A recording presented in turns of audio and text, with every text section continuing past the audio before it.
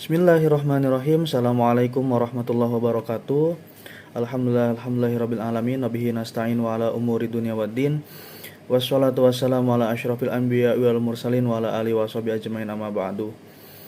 Beberapa hari yang akan datang kita akan berjumpa dengan satu bulan yang penuh rahmah, penuh maghfirah, dan penuh keberkahan, yang mana kita bertemu lagi di bulan Ramadan. Setiap tahun banyak dari masyarakat itu ketika melaksanakan bulan Ramadan ada beberapa yang mungkin setelah sampai dengan selesainya bulan Ramadan memiliki hutang puasa. Baik itu perempuan karena memang memiliki masa haid yang berbeda-beda, maupun laki-laki yang memiliki uzur.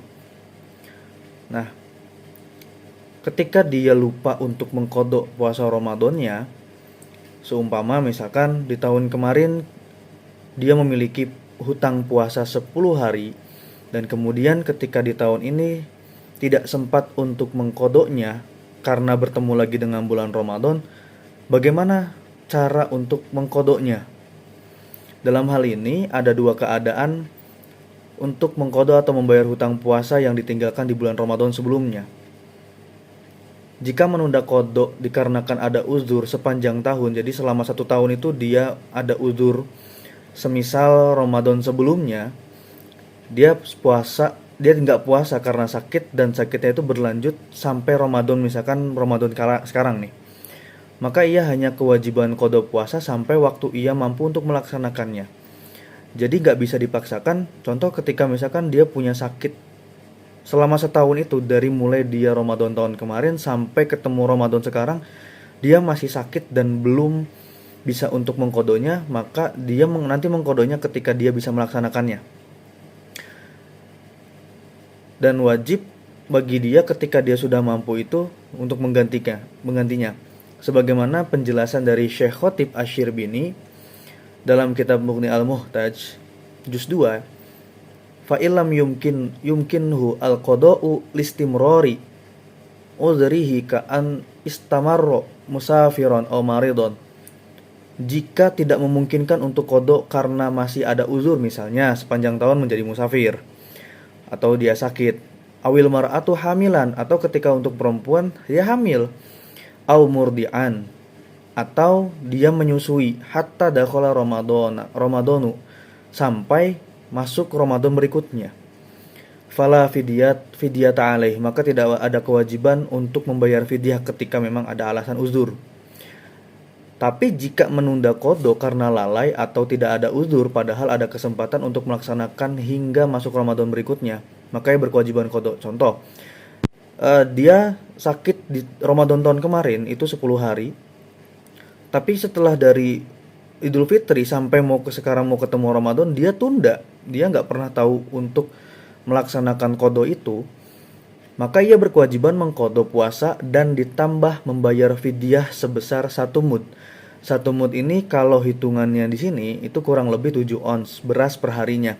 Tapi kalau misalkan saya menggambarkan, kalau dikiaskan 1 mud itu seperti halnya kita makan 1 porsi nasi lah. Sebagaimana penjelasan dari Syekh Khotib Asy-Syirbini juga di dalam kitab Mughnil Muhtaj, qauluhu wa man akhkhara qada'a ramadana aw syai'an minhu, qauluhu ma imkanihi bi allam yakum bihi uzrun min safarin aw ghairihi hatta dakhala ramadanu akhara larmahu ma'a qada'i likulli yaumin mud.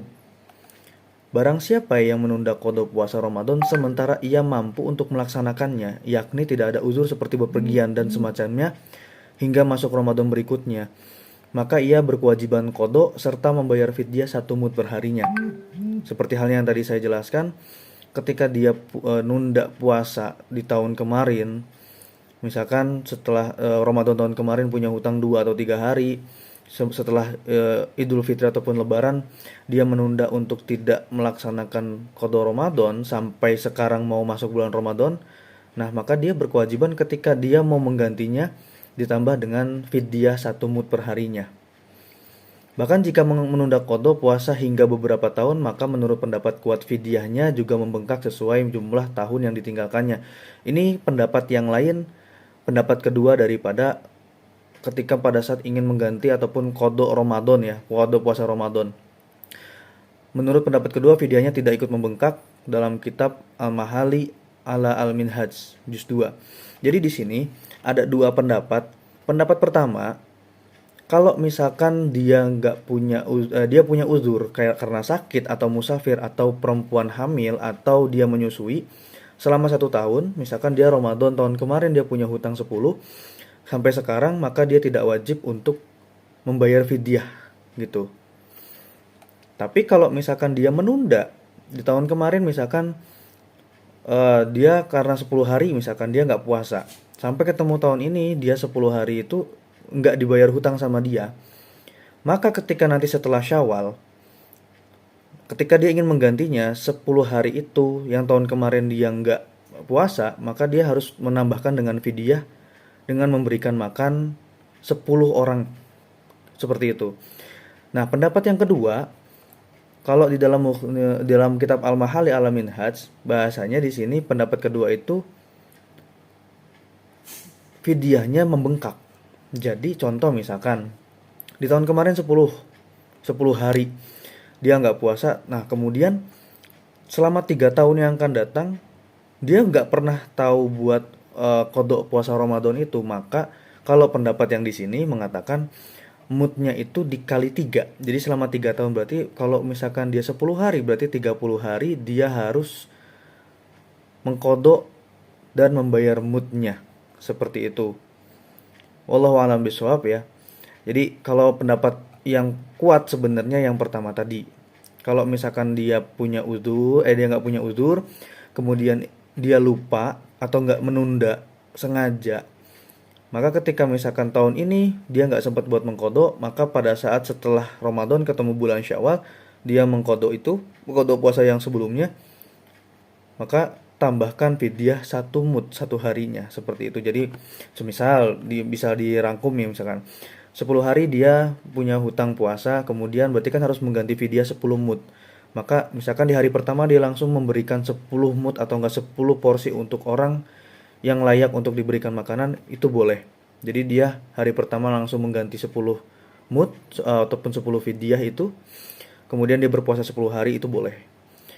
Itu pendapat yang memang sudah urf ya, sudah umum di masyarakat seperti itu terkait masalah hal-hal qada Ramadan yang mungkin lupa, lalai karena nggak ada uzur ataupun yang ada uzurnya juga. Wallahu a'lam bishawab. Nanti akan saya berikan lagi kajian terkait daripada fikih yang mungkin saya ketahui. Kurang lebihnya mohon maaf. Wassalamualaikum warahmatullahi wabarakatuh.